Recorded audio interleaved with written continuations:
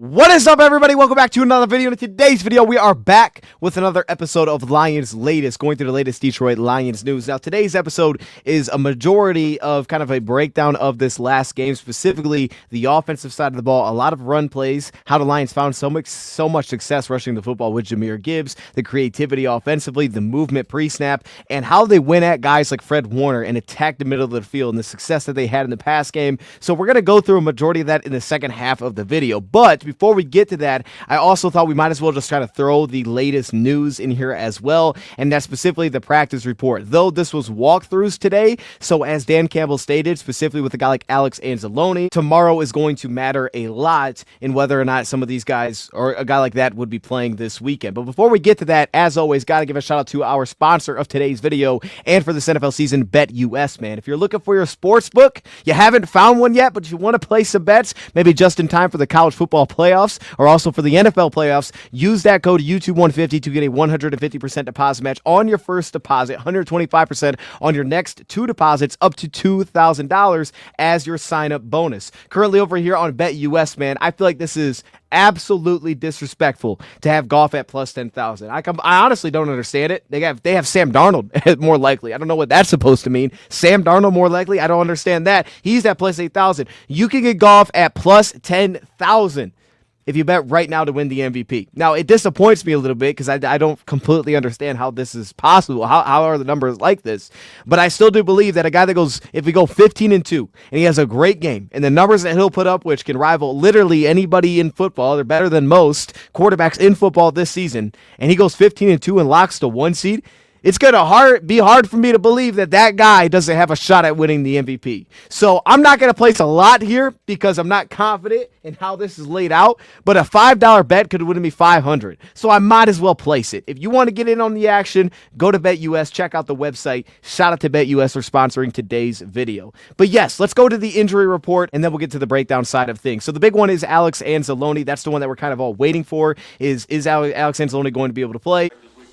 He'll be out there running around today, so we'll see how he does. It's really going to be how he tomorrow's going to be, I think, a really big day for us to see where he's at. He had the forearm injury, the broken forearm, and here he is returning to practice this week. Now, it is a walkthrough, so he was listed with limited participation, which means that, like Dan said, we won't really know much until tomorrow, but it's a positive. It tells me that things are trending in the right direction. It still feels completely up in the air whether or not he's actually going to play this weekend, but Dan has also said that Alex is close in the past. So I'm optimistic. At worst, this feels like for the start of the playoffs, he should be ready to go if he's starting his practice window this week. I mean, we had a quick turnaround with Jalen Reeves-Maybin, pretty quick turnaround with Ife Melifonwu. I'm hoping that's the same thing for Alex Anzalone, but that being said, at worst, it feels like at least the playoffs, but who knows, maybe this weekend. Outside of that, it's a lot of the same. Dave Montgomery, no participation with the knee injury, but he could potentially be available in the playoffs as well, so we'll keep an eye on that. Did you guys know the highest graded running back as a receiver this season is David Montgomery? Thought I'd just throw that out there. As good as Gibbs has been the last few weeks, I just thought I'd throw it out there. Super reliable in those spots. He's clutch as well. Emmanuel Mosley also pops on the injury report with illness today, no participation, so hopefully he's okay. Hopefully he's not dealing with anything too crazy there, but no participation. Usually, though, that gets back into the positive direction. Jack Campbell's concerning. He popped up here with a rib injury. He had a limited participation today, as well as Amik Robertson with a calf injury, so hopefully that's nothing too serious. The good thing is that even though it's a short week, it's Sunday night football, so maybe that extra time can help out a little bit.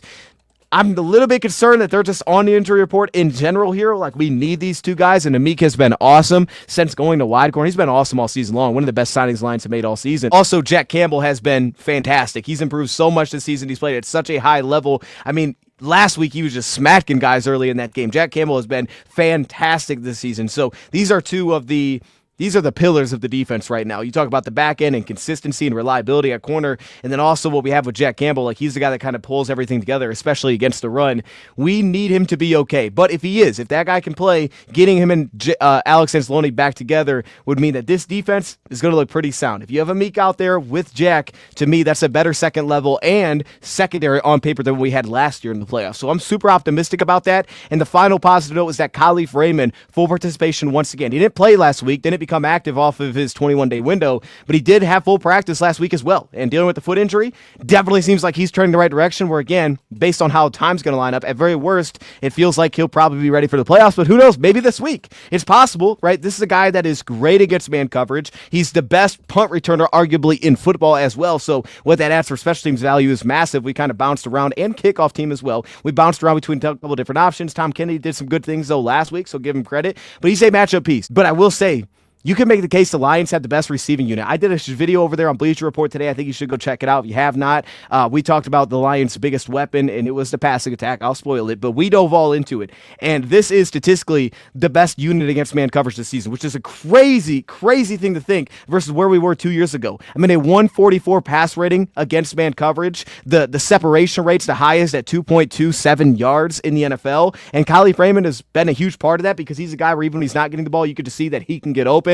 And he'll have those stretches, just like Allen Robinson had the big catch Monday night. We have those types of guys, right, that could just win in those spots, and Kylie Freeman fits himself in perfectly that, but especially with the special teams value, this receiver unit is deep. I think it's probably as good as it's been, but you could definitely use a guy like Kylie Freeman for consistency and just another matchup piece, but it does seem like it's trending the right direction. We also did get the news that Jamal Adams has been released from the practice squad, which unfortunately I wouldn't say is a huge surprise. We haven't seen him since the Buffalo game. He only played 3 snaps on special teams. Maurice Norris was added to the roster to play on special teams. He played 20 snaps this past week, and he unfortunately had the flag. But Jamal Adams hasn't really done much there. And then on top of that, defensively, that Buffalo game was really shaky, questionable decisions, working out on the screen, kind of cleared out a big lane. We used him aggressively to kind of blitz a little bit, and I thought there was some effectiveness there, but haven't seen him since that game, so I can't say this is a major surprise. Not sure if there's someone else Lions have their eye on. I'm sure there is. I still keep an eye on Shaq Barrett personally, but I think he's expected to re-sign with the Bucks. But looking at the recent players that have been moved around, I don't think there's any ton of guys that really caught my eye from many positions outside of maybe David Long, but it's because he failed the medical. So I don't know who to be for, but that did just happen, so I want to throw that in here. And so I'm going to leave that there. I'm going to move to the breakdown portion. Appreciate everybody joining. Shout out to BetUS. Now let's go break down this game. Take a look at some of the ways that the Lions attack this 49ers defense. We're going to focus a lot on these run plays because Jahmyr Gibbs, 18 carries, 117 yards. That says all you need to know. I mean, Fred Warner had 4 tackles in this game. We got to focus a lot on the run game because the offensive line played really well, especially run blocking. They created a ton of movement. I want to highlight that. Jahmyr Gibbs played a really good game, but then also on top of all of that, the creativity in which the Lions utilized to attack this team rushing the football. A few weeks ago, questioned that a little bit, brought up kind of the run schemes, and by the way, take that completely back. The last couple of weeks have been incredible. The run schemes have been fantastic, and this is a great example, but it's also just the personnel going out there and creating movement, and we're going to see that as well. We'll see a few pass plays, and I'll show some of the creativity with the motion and how they created some confusion, but overall, I just want to start it off with the foundation of the movement from the offensive line and the way that Jahmyr Gibbs is rushing the football with these first 2 plays. So you will see this fast motion pre-snap here from Jameson Williams. We'll highlight that a little bit more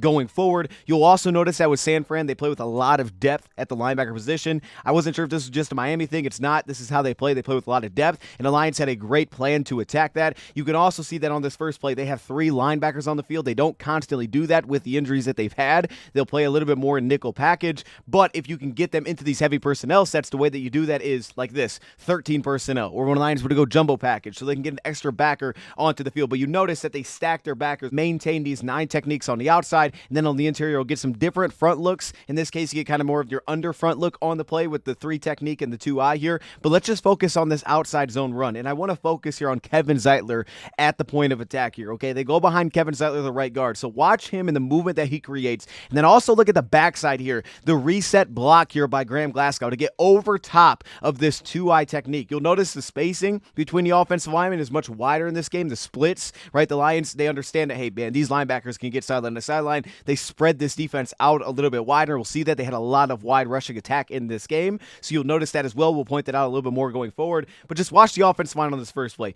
Focus on Kevin Zeitler here at right guard and the movement he creates at the point of attack. I mean, he just drives his guy out of the play. And then the backside immediately off the ball, you get Graham Glasgow replacing the block, settling himself down. Frank had a really good game as well here. And there's the movement that you create on a play like this. Of course, you have the split zone attached to it, which can pull, this backside linebacker out of the play as well. But when you're getting this kind of movement, you're taking the defensive lineman up to the second level. Your offensive linemen are naturally getting there. I mean, look at the lane that they create here. Then Frank Ragnow with that double team is able to get off the block, get up to Fred Warner, and now you have Jahmyr Gibbs getting into the second level. But Jahmyr Gibbs did his part as well, and we'll focus on that here with this run play. We get more of an inside zone look here for Jahmyr Gibbs, but watch how well he runs this, okay? So pressing the line of scrimmage early, the discipline to do that is key here. You can see that Fred Warner has to fill in here through the B gap on the play. You got the A gap filled here. Then, of course, you have the C here with your 9 technique, but focus on the way that he presses this gap on the interior. So you get the backside A gap where he presses it upfield in the play. You get the linebackers to fill by pressing the gap. I don't know what that was.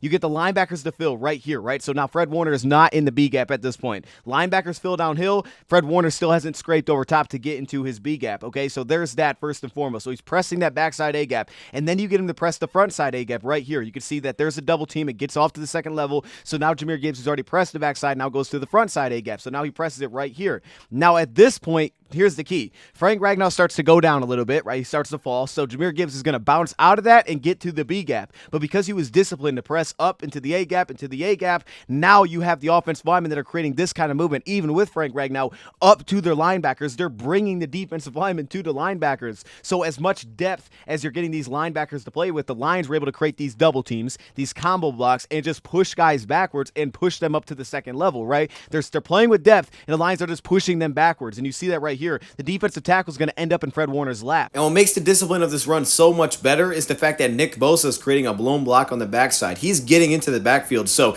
Gibbs could have just taken off and kind of panicked, but he didn't. He still stayed disciplined enough to press, and understand his ability. He can get out of the backfield in an instant. It makes him special. And then after pressing both gaps, and now Warner hasn't gotten to the B gap, now when he does jump cut laterally and he gets out of there, Fred Warner's getting tripped over because the offensive lineman pushed the defensive lineman to him, and now he's off to the races again. And first off, again, we're back with the fast motion. I love that they utilized this. We saw Miami do it a week ago. The fast motion lead block here with Brock Wright, right? You come out and you're in a balanced set. You're in a 2x2 look, but here you get this fast motion across. So now you get an extra blocker to lead the way. Now, Lions are going to go into kind of a stretch run, but it's going to be incredibly wide. They're going to work way out here on the play, okay? And again, you can see the depth the linebackers are playing with here. There's 5+ yards off the ball. But you focus on, with this motion on the play, what it does to the defense, and they essentially take Fred Warner out of the play. They're not even allowing him to be involved necessarily here. It was like, okay, we're going to go at you and move the defensive lineman, and then you get to look like this, and on a play like this, they are just not even allowing him to really be in the play here on the backside. They're staying away from him here. They get the extra lead blocker with Brock Wright, and then again, the discipline of the running style here from Jahmyr Gibbs ties everything together on a play like this. So you can see it right backside. They're going to jump up to the backside, which stepping into the box, safety's down, it's aggressive. Frank Ragnow steps up there, he creates kind of the backside block. No one even blocks Fred Warner on the play, but they don't need to because they're going outside of all of it on the play. And also focus on the tight ends. The tight ends were blocking their tails off, and they've been doing this for weeks, man. This has been a constant theme. Watch Laporta on some of these. I mean, Laporta is doing a fantastic job where, he kind of creates this double team, kind of hedges it, turns the corner a little bit. Again, you have Brock Wright turning the corner, working out there wide. Notice when Jahmyr Gibbs gets the football right here, how he's immediately kind of going flat. He's going directly out of bounds, it looks like, on this play. Up to Yadam, and then he gets up to the second linebacker on the play that's working back over top, that's trying to kind of create that contain and press everything back inside. But with Jahmyr Gibbs, watch the discipline of his run here. He gets himself flat. He presses outside like this. He presses out here, and you're going to see here with Yadam. Yadam begins to then work over top. Yadam doesn't fill. He works over top off of Jahmyr Gibbs. So when he does that right here, now Gibbs can plant and get upfield, and he's got, obviously, that kind of burst where he can just go. Like this, he closes that distance so fast. Like, all right, he can make a play here, and then they just can't. He closes that distance so fast when he hits the gas. So it's a great discipline run again, but it's also the scheme to go incredibly wide like this. Use the lead blocker on the fast motion, and essentially just take Fred Warner out of the play. Don't even let him be an impactful piece necessarily, and he gets caught up in this traffic between Sam Laporta, who again with the double team, watch him turn the corner, get up to Fred Warner. It's an excellent block. The touchdown, and again, the creativity was on point. Number one, as soon as I'm seeing this as a Lions fan, I expected that Gibbs was going to get the football because we've ran things like this before. We've seen this before, and typically it's successful. We've just seen this before. So I was like, all right, Gibbs is probably getting the ball here, right? He's offset at running back. It's probably a sweep. It's probably a sweep to the left. That's typically what we do in these spots. But no, that's not what the Lions are going to do. They're going to give it to Jameson Williams. But notice again what the motion does now. Here's where we point at the motion. Notice what that does on the play. So if we go back, we're going to see that they're manned up here. So we're inside the 5. We're going to see that San Francisco's manned up on it like this. So here comes Jameson Williams. Notice the switch off. So immediately Lenore had JMO. Now they pass toss it off, right? They're switching everything within the 5-yard line. That makes sense. So they switch it off. So now he becomes basically the zone defender on defense, and now Hufanga steps down to essentially man up Jamison Williams, who's coming across the formation. That way they don't have to chase him across formation, just give up something. So now he's the zone defender. He now is essentially manned up on Jamison.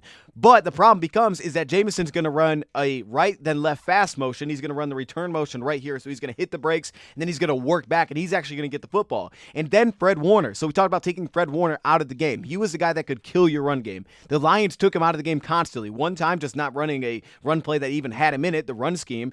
Other times blocking linemen up to the second level, just running into basically Fred Warner, and that's a problem. He can't fill his gap in the discipline of Gibbs. And you want to use Gibbs, use him as a decoy. That's what they do here, right? He's offset, they're in man coverage, so obviously Fred Warner has Gibbs, and that's all they're going to do. It kind of even looks like a sweep by the way that Goff gets out of the under center here. It kind of looks like, oh, this is going left, it's a sweep. But Fred Warner is locked on Gibbs. Gibbs is going to just work right. There's going to get kind of that fake little flip right here outside, but Fred Warner is completely locked in on Gibbs. So again, you just take Gibbs, you just take him out of the play. You just take Fred Warner out of the play, and then with this fast motion, what that does is when he jumps into kind of that free safety roll, when this bumps outside where Hufanga was on the play, and then he works back, you're going to see how now he's late, and he can't get edge contained. So when they swing out Graham Glasgow, he's able to settle down here, and he's able to pick up the defensive back because now he's back inside for contain. So again, Laporta has to set the edge here, and he does because he just gets upfield because they're playing man. Brock Wright works out wide to, again, kind of seal that wall off,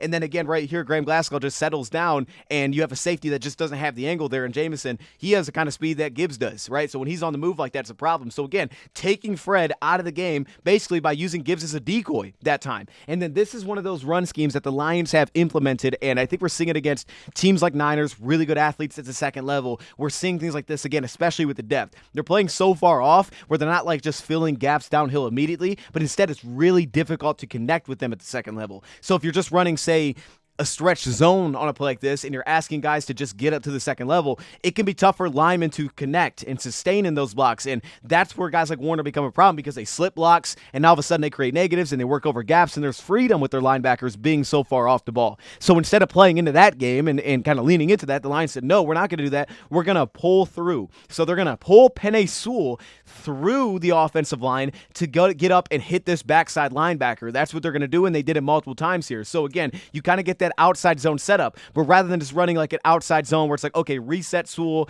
and then we're going to try to get Zeitler up to the backer who's 6 yards off the ball. That doesn't make any sense. We're going to pull through on the play. So all you have to do is set the edge. We're going to create the double team here. You settle down, kind of create that lane, Frank Ragnow, and handle that one-on-one, which you're going to notice they did constantly. Then Graham, who's a good athlete, can get to the second level, but the key is right here with Sewell. Rather than doing it as a flow, they do it basically a gap scheme. You can just kind of go get up there to the second level, and that's what Sewell does. So they utilize the athleticism of Penei Sewell, which is just freaky when you see some of these plays, where he turns the corner, and they just let him go pick somebody at the second level, and here he can just go pick up the backer. And again, the front's doing fantastic. Look at Frank Ragnow. I mean, the guy's turned sideways on the play. The defensive tackle is turned sideways working on Frank Ragnow. Look at how fast they handle that double team, get to the second level, and now he's turned sideways, has no chance. Zeitler, easy seal. He's got position already on the play, and then you let Sewell go be an athlete, and that's what he does at the second level. And you can still see the avoided block. That's where they're tricky. But you also see the success that this kind of had. And then again, Gibbs was such a huge part of this. So here we get a quick pitch on the play. Again, wide scheme. We're back to Gibbs and the runs that he had, because as you see here, we got two techniques on the play. But the primary gap is going to be filled here through the A gap. And that means that Fred Warner, primary gap is likely going to be the B gap on this play. But he leaves the B gap, okay, because they're going to scrape across. So now we scrape here. He's got to fill. So we're scraping across at this point, and now this backside linebacker has to fill that gap because Fred Warner is going to press it back inside. So again, you're kind of going at Fred Warner, but you're essentially taking him out of the play through the cutback on this run. And again, watch the interior guys. Again, the backside seals here. Zeitler and Frank. Look at the reset here by Frank Ragnow. I mean, he's just holding this guy off, and then Zeitler can get up to the second level, and he does with pretty good control here, and Gibbs is able to just play off of that. Backside linebacker who has to scrape across and get to the B gap, he can't because the Lions up front are winning. They're winning on the interior. They're resetting this block so quickly and getting up to the second level, and then Gibbs just has to read it, and he plays through it. He reads it, cuts back, and now here he is up into the second level. They're going heavy heavy personnel, right? We saw them go 7 offensive linemen in this game. There was not a ton of like, hey, we may not run it. There wasn't a lot of deception. We're going to run the football, and we're just going to move you around. So now defensively, they had to put 3 backers on the field to match us up personnel-wise. And then, of course, the safety in this case is going to kind of account for Brock Wright, who's the lead fullback on this play. But you notice with the wide split, you kind of get the stretch block set up. Again, now the difference is San Fran is going to slant these gaps, and they will do that. They kind of kick their gaps. So they're going to kick defensive tackle to the backside A gap. That means Fred Warner has to fill down to the A gap. Here's the B gap fill. And then, of course, you have your guy to take on the lead block on this play. So you have your gaps filled. So there's the slant over across. But then again, Penei Sewell reads out of it, right? He doesn't try to pull through here with Frank Ragnow. There's the slant on the play. So Frank Ragnow just down blocks and takes him out of the play. And Sewell reads that, and he works around Frank Ragnow, and then he springs up to the second level right here. So again, they're not asking them to flow across. They're instead just saying, hey, it's going to be a little bit more like you pin down and you seal your blocks, and then we're going to utilize Penei Sewell as the polar all game long, and he's going to go be an athlete and find guys at the second level. So again, you spread everything out wide with these super wide splits, right? You create a lot more space for yourself up front, and that's what the Lions were doing. And it allowed them, I think, a lot of times to just very much so simplify, like, okay, down block here, take him out of the play. In this case, we got a reset, but they slant back in front. There you go. And then Sewell can just have a kind of a clear path into the second level. Now you follow the lead. The blocking's great again. Graham Glasgow, Decker's Skipper got out there into the second level. And again, utilizing Sewell to kick out front, and you take Fred Warner essentially out of the play. Now into the pass game, how do we take him out of the game? Well, I wouldn't say we took him out of the game, but we did a really nice job against him. And the first example would be Jared Goff's eyes. So you could see it right here. He kind of recognized it immediately. They clear out with the whip route, and then you have kind of this over route. So this clears out, and Fred Warner is the rat linebacker. He's a zone backer in this case. So he's reading Goff's eyes over the middle of the field. And Goff just simply does a great job with his eyes here. If you can watch it closely, he sees it clear out right here, and then late, he knows that he has Gibbs on an angle route, which is this is where Gibbs has emerged, and he's become a problem because he could just go win one-on-one. So you can see right here, Goff now peeks back left, and you're going to watch the movement it creates for Fred Warner. Fred jumps that way, and then Goff comes back to the angle route. Bam, just moved him with his eyes, and it's a big play out in space. Threw a couple of extra plays in here just because I thought these were, kind of fun. Cover 3 defensively, that's kind of their base on first down as we talked about coming into it. We talked about needing fast motion. That's what the Lions utilized. Short motion here pre-snap with Saint. You get the isolated one-on-one. Isaac got him in for Ward. Now you get the short motion bump, and then it's just going to be a simple speed out for St. Brown. You have the spacing on the play more clarified when you get the short motion that this player can't really get underneath the one because it's the fast motion, and typically he'd be able to race underneath this and take this away because he's got the deep third, so he can get underneath the one in this play. But with the short motion pre-snap, eyes inside first, right? Eyes to the inside receiver first on the play, you're able to hold the flat defender and then come back out wide if you're Goff. That creates the spacing so that he can't race underneath the one, and you get St. Brown an easier matchup and an easier look. Just a ridiculous play, so I threw it in here because it was amazing. I mean, this is cover 3 again, and you're going to see that this is your flat defender, but he gets underneath the one. We talked about that. Typically, these guys play with a lot of depth, so this was dangerous. Goff still threw it, but he was decisive, and that was the key to this because you could see with the inside release here by St. Brown, and then you get the chip and then the flat here by Sam Laporta,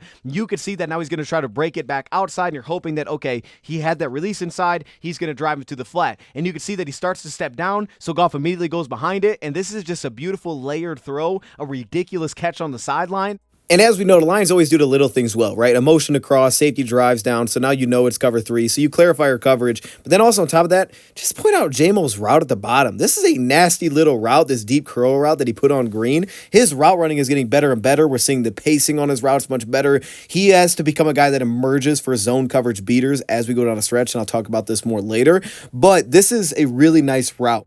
This was the thing I was expecting. So I brought up a specific play I expected where it was kind of the delay where St. Brown kind of walks out, runs the out. I thought that would work, and this was the exact play. So I just threw it in here because this is what I was trying to refer to in our preview video on Saturday, whatever that preview, I think it was on Sunday. This is what I was trying to refer to. Tampa 2 defensively here. Obviously, you can see the run game has had an impact because watch Lenore, watch everybody bite on the run fake here like they do, like this. There's a huge bite on the run fake here. One of your underneath defenders has bit on the play action, and then it's about the flat here. And they utilize kind of like that delay, just walk out St. Brown and walk vertically, and Jameson, the inside receiver, is actually going to peel Renardo Green, which is something on film that we saw is that he will leave. He will kind of just bail a little bit in coverage too far. That's what he does. He bails in coverage. Goff has kind of that easy throw to St. Brown. He just walks up and then walks into the out route, but you bail him out in coverage with the number 2 receiver, and we saw a scoring touchdown on that and a little whip route because that's something that Renardo Green will do. This is why I'm really confident about any team that we face offensively, and I think this is the best passing attack because when you get to things like this schematically, we're like, hey, San Fran does a really good job taking away the middle. So how are you going to get that open? And then you see a play like this, and it's like, oh, okay, that makes sense. That's how you get it open. Watch a play like this, right? You kind of just run 2 routes through, but there's so much nuance to this route running, right? So they're going to be in quarters here. So you got 1, 2, 3, 4 is your deep. If you're deep quarters that are cutting the field into, a fourth each. And then if you're 3 underneath defenders. But watch the releases from the routes here. So Sam Laporta is going to release directly out here into the flat, and so is your back. So watch what it does to your underneath defender. You have 3 underneath defenders. This is one of them on that side of the field. Watch what it does to him. He races out there into the flat because Laporta goes that way and Gibbs goes that way. So there's 2 guys over there. So he gets out into the flat because of those release types. So you peel him out of the play. The next guy you got to peel out is Fred Warner, and that's what they do here with Brock Wright. And then Goff's eyes go there, and you can see he does the same thing with the safety because the safety's playing it over top. So now Goff is watching Brock Wright on the play, and you can see him settle down, and he essentially is, I won't call it a pick play, but he's just a decoy. He's just settling down in the way, and now Fred Warner is peeled out of the play. So is the safety, and now you get a one-on-one right here with, guess who? Isaac Yiadom against Sam Laporta. That's where Goff can come back to, and then Laporta just has to win one-on-one, and we trust him to do that in these spots. That's a great schematic play. And they even had plays like this, like the 2-point conversion, and they're just using all this movement, which creates a problem. You see the motion pre-snap, and that shows, hey, it's man coverage again. And then Jahmyr Gibbs creates all the mess here, right? Because you're going to have Tim Patrick, who's going to race. He's actually going to catch this. But the issue comes back to that they actually cover up Gibbs well. But as you're going to see here, watch Jahmyr Gibbs. So you get the motion pre-snap, so now they bump it. So, okay, I have Jahmyr Gibbs on the play. But then at the snap, he's going to return and break back the other way. So now this linebacker had Gibbs. Now he's got to pass it off. Great job by Fred. He reads that and sets down. Is that one of these 2 linebackers would typically be your zone backers. So now he becomes your zone backer and not Fred Warner. Well, the issue there is that no one accounts for Tim Patrick. So you're literally asking a quarterback to just race across the field through traffic and cover Tim Patrick with no help essentially on the play. Because all of the eyes are on Jahmyr Gibbs. Look at this. You got 3 guys watching Jahmyr Gibbs pre-snap with the motion, and then he fires across. So Fred takes it away. This linebacker's still watching Gibbs on the play, and then Hufanga, who's watching over the middle here, has to deal with all of this traffic. You essentially get like a pig play here from Gibbs, or from JMO to open up Gibbs. It doesn't because Fred takes it away, and then you get kind of the pick here from Laporta, who just peels out the one zone defender that's actually in a spot to do something. Hufanga, the free safety, you peel him out with Laporta on the play, and now all of a sudden Tim Patrick is running free, and great job by Goff to read that, not force it to Gibbs, and find an accurate pass on the move. And then Gibbs in space is a problem. And this was just one of the nastier moves. I didn't even realize how nasty this was till watching it back on the L22. This is a nasty move on Fred in space. You can see it just boop, parks on the brakes. This guy just got worked out of his shoes, man. That's the kind of juice that he has. It's a threat, though. It's a threat, and you have to respect it. And then this is a play that we basically ran a week or 2 ago. We ran kind of the same setup, and I think it was Chicago. And I was like, man, look at the little it was Chicago. I was like, look at the little nuance to this. And they did basically the same thing. They did the same setup, right? Once again, defensively here, quarters kind of coverage look, and defensively, all the Lions are going to do is they're going to take the flat defender. So we saw them score a touchdown in quarters by saying, okay, we're going to race him to the flat, take the flat defender out of the play. Then they just kind of work their way down, peeling guys out of the play. That's what they're going to do here essentially as well. And they're going to use St. Brown as the decoy. Saint's going to release inside and settle down. But the motion is everything here because you see how JMO's motioning pre-snap. It's zone. No one's following, so we get that tell as well. But notice on the snap, watch what he does. He parks on the snap. He doesn't return motion before the snap so that they can account for it. He parks on the snap, right? So everybody's passing this off, but on the snap, he's like, okay, stop. I'm working back the other way, and then he races to this beneath route. The problem is now Lenore, who's your outside underneath zone defender on the flat here. He's the outside guy because there's only 3. It's only these 3. He's the outside guy. He is now taken by St. Brown because he saw the motion. He didn't see him come back pre-snap, so he's like, all right, the outside guy now in the flat is going to be St. Brown. So St. Brown, he steps down on St. Brown here. Now you're asking Fred Warner to literally overlap his zone into Lenore's zone to go chase Jamison Williams, who's running at full speed the opposite direction. Or Lenore has to get off St. Brown and go get out there. But, you got St. Brown within 2 yards. He's kind of blocking. Are we playing the run? What are we doing? That's where it ties in with the run fake because now look at all the eyes to the backfield, right? Eyes are in the backfield. You're thinking maybe St. Brown's blocking on this play because that's what they'll do. But he's not. He's just standing there. And that leaves Jamison Williams the window to take off and run. And you're asking Fred to now have to work over a gap because Lenore just doesn't have eyes to what's happening. And then again, with the offensive line splits. So we come out in these super wide splits offensively. You get to really see how the front's going to play it, right? How are they going to match up with this? And again, here on a play like this, you get kind of this under front look back in. He's going to step into the 2-eye because we already had a sense of that in these wide splits. And they're going to run against it. They're going to go to an inside zone here. We'll show some different inside runs. And again, the movement tied along with the patience is everything here. I mean, look at the movement they create on the inside. Right? You're going to see everybody here that gets involved. The receivers, the tight ends, everybody's blocking. So you're going to get Allen Robinson who steps inside and picks up a key block. Watch him here. Look at Laporta. Laporta's one-on-one with Nick Bosa here. He just does enough on the play, but it's the receivers that I point out here. From Allen Robinson, who right here picks up a huge block on Lenore. St. Brown springs back inside. And then on the inside, you're handling your blocks on the interior, right? Nobody can get off a block. It allows Craig to be patient. There's no one getting into the backfield, creating disruption. But he's handling their blocks singled up one-on-one, so that allows Taylor Decker to just walk up here into the second level, and you're just winning across the board. Bam, bam, bam. Wide receiver, step inside, block down. Everybody's winning. And that allows Craig to be patient, let it set up, and then he goes, and that's a good run from Craig. And then to kind of wrap things up with another Jahmyr Gibbs run on the play, this is a duo run. The Lions go strong double teams, and they're just going to move guys out of play. Watch them just move 69 back into the linebackers again, right? Strong double team here. You go behind the tight ends, though they're going to reverse, so you're going to see them kind of switch off the line. Right, here's the switch. The key that I would focus on is that if you look on this backside, they're in zone with the bump, and then on top of that, so the switch release doesn't really work here, but then on top of that, you're also getting a slant. That's why he doesn't drive inside, because he's trying to slant inside a gap, and he's going to settle down towards the outside. So again, they're just kicking their gaps, which we've seen them do. So they're trying to kick their front up here, right here, but they're going to slant inside. He's going to jump towards the outside, but Laporta reads that.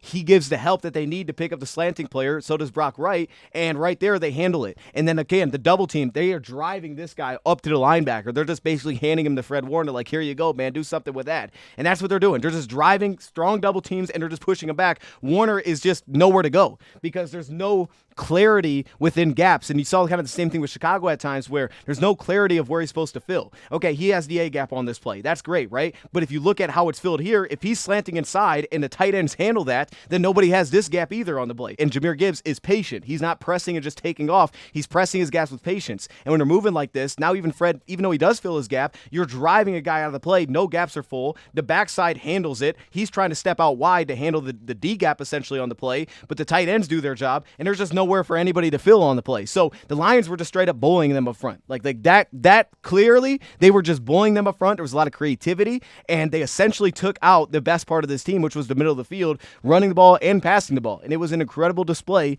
by the Lions coaching staff in this game, and also by the personnel.